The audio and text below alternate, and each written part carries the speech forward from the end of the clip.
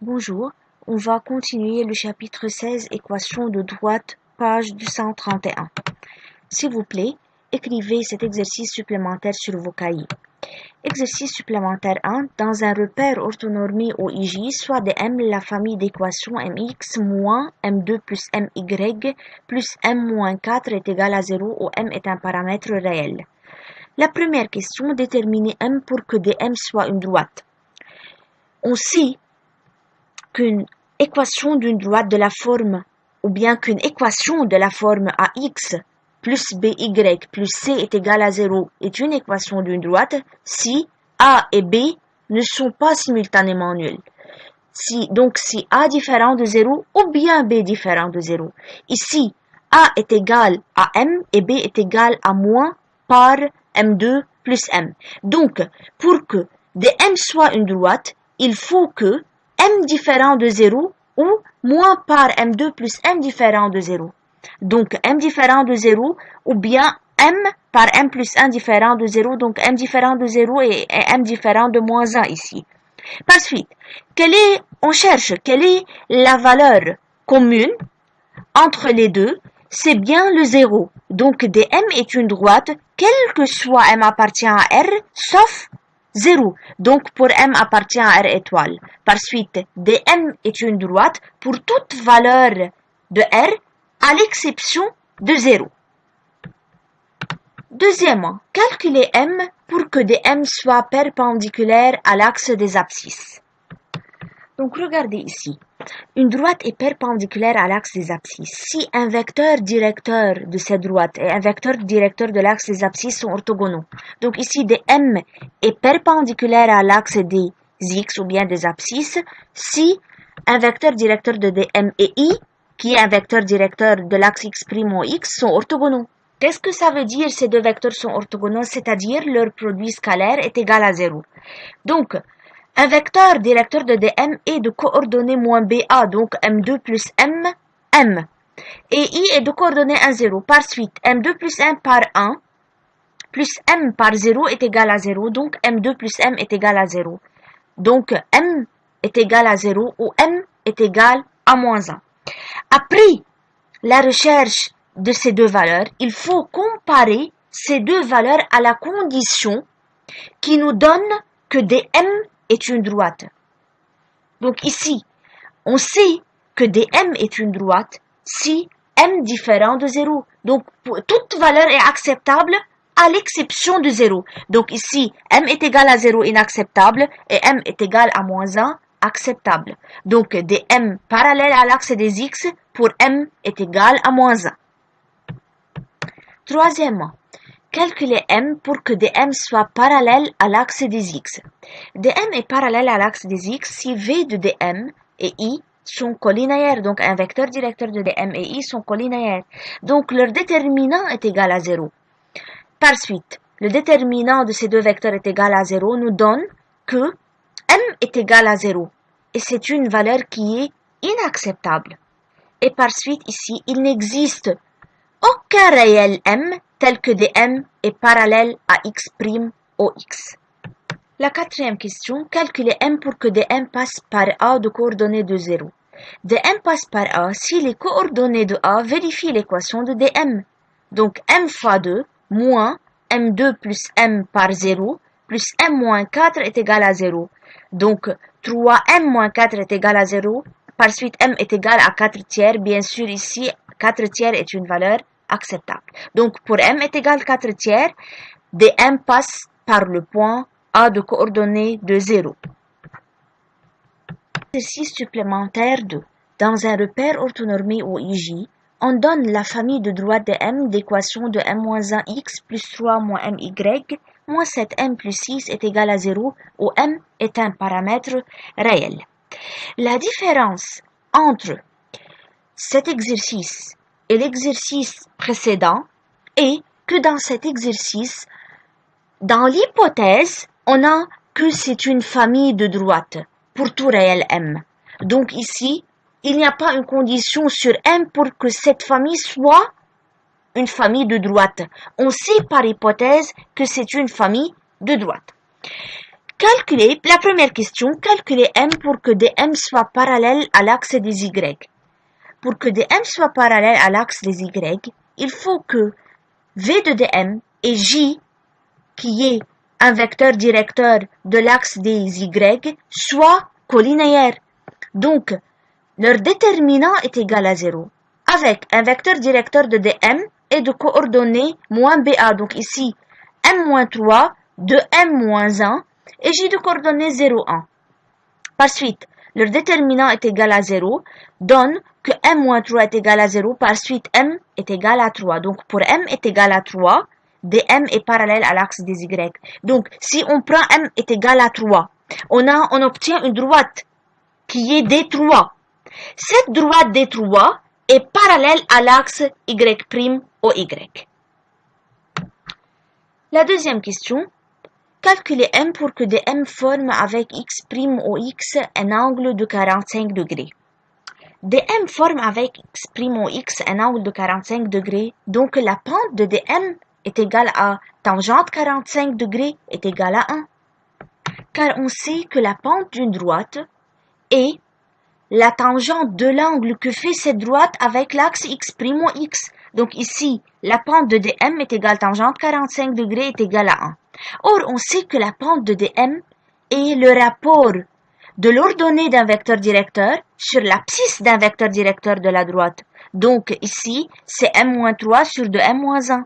Par suite, il faut que m-3 sur 2m-1 soit égal à 1, avec bien sûr le dénominateur différent de 0, donc ici m différent de 1,5.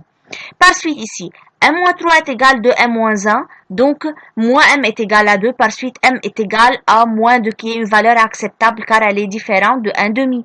Par suite, dm forme avec x' un angle de 45 degrés pour m est égal à moins 2. Donc ici, si on prend m est égal à moins 2, on obtient une droite. Cette droite forme avec l'axe x' un angle de 45 degrés. La partie 5 montrait que dm passe par f de coordonnées 3 moins 1 pour toute valeur de m. Donc ici, il faut montrer que les coordonnées de f vérifient l'équation de dm pour tout m. Donc ici, on a remplacé les x et y par les coordonnées de f et on a vérifié si les coordonnées de f vérifient l'équation de dm. Donc, de m moins 1 par 3, plus 3 moins 1 par moins 1, moins 7m plus 6 est égal à 0. Donc, on pose cette question. Est-ce que ces coordonnées vérifient cette équation? Donc, 6m moins 3 plus m moins 7 plus 6 est égal à 0. Donc, 0m plus 0 est égal à 0. 0 est égal à 0, ce qui est vrai. Donc, dm passe par f pour tout m. Remarque, si la question est montrée que dm passe par un point fixe à déterminer, on répond de la manière suivante. Donc, dans la partie 5, la question était montrée que dm passe par un point fixe de coordonnées 3 moins 1. On a un point et on va démontrer que dm passe par ce point pour toute valeur de m. Mais, dans la remarque, la question est démontrer que dm passe par un point fixe à déterminer. Donc, on va maintenant chercher les coordonnées de ce point fixe. Donc, comment on va répondre à cette question? En fait, on écrit l'équation de dm et puis on prend m comme facteur dans cette équation. Comment? On fait le développement ici, puis 2mx contient un m, my est moins 7m. Donc ici, moins my, et moins 7m. Donc on prend m en facteur. Il reste ici 2x, moins y, moins 7. Et on écrit les autres termes. Donc ici est égal à 0. Par suite, on sait que cette équation est vérifiée pour toute valeur de m. C'est-à-dire, si on veut voir cette équation comme une équation en m, alors c'est un polynôme en m qui est égal à 0. Or, on sait que ce polynôme en m est égal à 0 pour toute valeur de m. C'est-à-dire, ce polynôme en m est identiquement nul. Un polynôme est identiquement nul si tous les coefficients des variables dans ce polynôme sont nuls.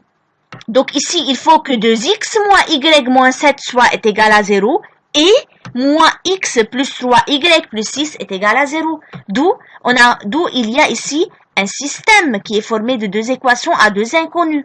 On résout ce système, finalement, on obtient les valeurs de x et y qui sont x est égal à 3 et y est égal à moins 1. Et par suite, le point fixe est de coordonnées 3, moins 1. Donc ici, on a pris m en facteur, on a formé le système, puis après la résolution de ce système, on a obtenu x et y qui sont les coordonnées du point fixe. On revient au cours du livre, page 244, partie 8, droite passant par un point A donné et de vecteur normal n donné. Donc, maintenant, on va prendre une droite D qui passe par un point A et de vecteur normal donné et on va essayer de chercher une équation de cette droite. Donc, soit dans un repère orthonormal ou IJ, le point A de coordonnées 1, 3 et le vecteur n de coordonnées 2, moins 3. Soit D, la droite passant par A et de vecteur normal n. On va chercher une équation de D. Donc, on prend un point M de coordonnées x, y qui appartient à cette droite et on va voir ce point M vérifie quelle relation. Donc, c'est clair que le vecteur AM et le vecteur N sont orthogonaux. Par suite, leur produit scalaire est égal à 0. Donc, 2 par x moins 1, moins 3 par y moins 3 est égal à 0. Donc, l'équation est 2x moins 3y plus 7 est égal à 0. Donc, ici, si on veut chercher une équation de la droite D qui passe par A et de vecteur normal N, on écrit soit mxy appartient à D, alors AM scalaire N est égal à 0, ce qui donne une équation de la droite D. Donc, en résumé, on sait chercher une équation d'une droite qui passe par un point et de vecteur directeur donné, qui passe par deux points, qui passe par un point et de coefficient directeur donné, et le dernier cas qui passe par un point et de vecteur normal donné. La partie 9, distance d'un point à une droite. Donc, c'est la dernière partie du cours. On ne veut pas travailler la partie 10. Dans cette partie, on va prendre un point A et une droite D et on va essayer de chercher la distance de ce point A à la droite D. Donc, du point A à D. Les coordonnées de A sont données et une équation cartésienne de la droite D est bien donnée. Donc, soit au IJ un repère orthonormal, et D la droite d'équation AX plus BY plus C est égal à 0, et A un point du plat. Le vecteur n de coordonnées AB est normal à D. Alors, la distance de A à D est notée DAD. Elle est égale à AH, où H est le projeté orthogonal de A sur D. On sait que pour chercher la distance de A à D, on mène la perpendiculaire de A à D et on nomme le pied de la perpendiculaire H. Par suite, la mesure du segment AH est bien la distance de A à D. Maintenant, comme H appartient à la droite D, alors les coordonnées de H vérifient l'équation de D. Et par suite, AXH plus BYH plus C est égal à 0. Et par suite, C est égal moins A par XH moins B par YH. Maintenant, exprimons AH scalaire N de deux manières différentes. La première manière, on sait que AH scalaire N est égal à la norme de AH par la norme de N par le cosinus de l'angle formé par AH et N. Donc, cette notation indique l'angle formé par AH et N. Donc, est égal. Norme de AH, c'est la mesure du segment AH. Donc, c'est AH par radical de A2 plus B2. Car on sait que N est de coordonnées AB. Donc, c'est radical de A2 plus B2 par cosinus de AH N. Les vecteurs AH et N étant de même direction. Donc, leur angle est 0 ou pi suivant qu'ils soient de même sens ou de sens contraire. Car si N et AH sont de même sens, alors l'angle formé par ces deux vecteurs est 0. Si N et AH sont de sens contraire, alors l'angle formé par ces deux vecteurs est pi. Donc, cosinus de AH, c'est-à-dire cosinus de l'angle formé par AH et N, est égal cosinus 0, qui est égal à 1, ou bien est égal cosinus pi, qui est égal à moins 1. Donc, AH scalaire N est égal à AH fois radical de A2 plus B2, ou bien à moins AH fois radical de A2 plus B2. Et par suite, la valeur absolue de AH scalaire N est égale à AH radical de A2 plus B2, qui est égal à la distance de A à D fois radical de A2 plus B2. C'est la première relation. Maintenant, on va exprimer la valeur absolue de AH scalaire à N d'une autre manière. On sait que les coordonnées de AH sont XH moins XA, YH moins YA, et les coordonnées de N sont A, B. Alors, AH scalaire N est égal produit des abscisses plus produit des ordonnées. Donc, A par XH moins XA plus B par YH moins YA. Donc, c'est AXH plus BYH moins AXA moins BYA. Or, on sait que AXH plus BYH est égal à moins C.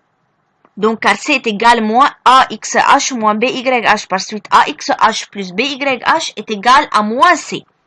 Et par suite, ici, on obtient moins C moins AXA moins BYA. Donc, maintenant, la valeur absolue de AH scalaire N est égale à la valeur absolue de moins C moins AXA moins BYA. Si on prend moins en facteur, et puisqu'on a une valeur absolue ici, on obtient la valeur absolue de AXA plus BYA plus C. Donc, c'est la deuxième relation. Donc, ces deux expressions sont égales. Alors, la distance de A entre A et D fois radical de A2 plus B2 est égale à la valeur absolue de AXA plus BYA plus C. Par suite, la distance entre A et D est égale à la valeur absolue de AXA plus BYA plus C sur radical de A2 plus B2.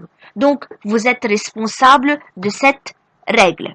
Si on a une équation cartésienne d'une droite D de la forme AX plus BY plus C est égal à 0, et on a les coordonnées d'un point A qui sont XA, YA, et on veut chercher la distance entre A et D, alors cette distance est donnée par l'expression suivante. La valeur absolue de AXA, donc le coefficient de X ici multiplié par l'abscisse de A, plus le coefficient de Y multiplié par l'ordonnée de A, plus C sur radical de A2 plus B2. Si on a une équation, par exemple, ou bien si on a un système d'équations paramétriques de D, comment on va chercher la distance dans ce cas?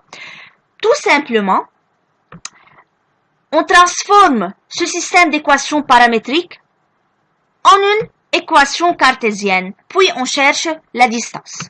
Exemple. La distance du point A de coordonnées de 3 à la droite D d'équation X plus 2Y moins 1 est égale à 0 et D AD est égal à 2 par 1 est égal à 2 plus 3 par 2 est égal à 6 moins 1 sur radical de 1 carré plus 2 au carré. Donc, est égal à 7 sur radical de 5.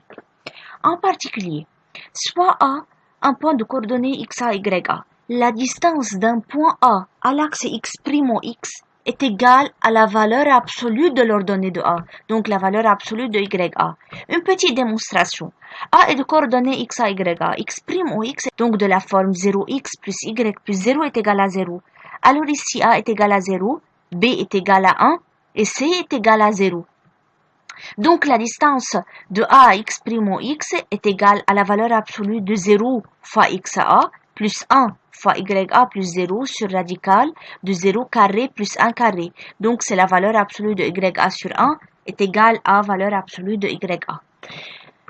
Donc de même, la distance de A à l'axe Y', Y est égale à la valeur absolue de XA. Donc, on suit le même raisonnement pour démontrer cette égalité. Donc, la distance d'un point à l'axe X', X est la valeur absolue de son ordonnée. La distance d'un point à l'axe Y', Y est la valeur absolue de son abscisse. La dernière remarque de ce chapitre, la distance entre deux droites parallèles est la distance d'un point de l'une à l'autre. Donc, si on veut chercher la distance entre deux droites parallèles, on prend un point de l'une de ces deux droites et on cherche la distance entre ce point et l'autre droite.